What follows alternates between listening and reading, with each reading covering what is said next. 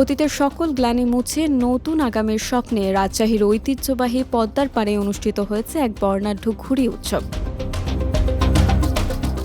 বিকেলে পদ্মার পাড় সংলগ্ন সীমান্ত অবকাশ এলাকায় রাজশাহী ফাউন্ডেশনের উদ্যোগে এই উৎসবের আয়োজন করা হয়।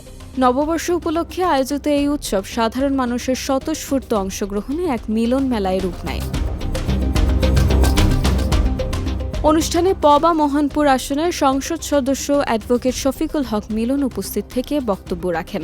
তিনি তার বক্তব্যে গ্রাম বাংলার হারিয়ে যাওয়া সাংস্কৃতিক চর্চা এবং বাঙালির অসাম্প্রদায়িক চেতনাকে মণিমুক্তার সঙ্গে তুলনা করে তা পুনরায় জাগিয়ে তোলার আহ্বান জানান। বর্তমানে গণতান্ত্রিক সরকার জনগণের আশা আকাঙ্ক্ষার প্রতিফলন ঘটাচ্ছে উল্লেখ করে তিনি বলেন, এ ধরনের উৎসব অসাম্প্রদায়িক সমাজ গঠনে গুরুত্বপূর্ণ ভূমিকা রাখে। এ সময় তিনি পদ্মাপাড়ে সমবেত দর্শক, শ্রোতা এবং আয়োজকদের প্রতি বিশেষ কৃতজ্ঞতা প্রকাশ করেন।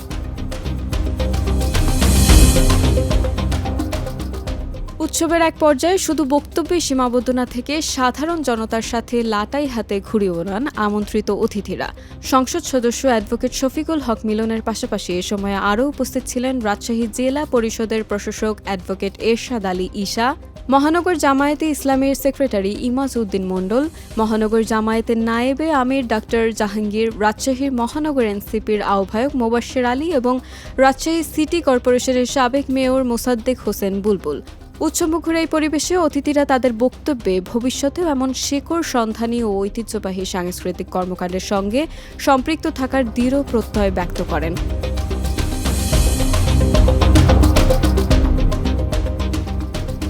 অসাম্প্রদায়িক চেতনার বার্তা নিয়ে আয়োজিত এই ঘুড়ি উৎসবকে কেন্দ্র করে পদ্মাপাড়ের আকাশ নানা রঙের ঘুড়িতে ছেয়ে যায়, যা উপস্থিত হাজারো দর্শনার্থীকে মুগ্ধ করে।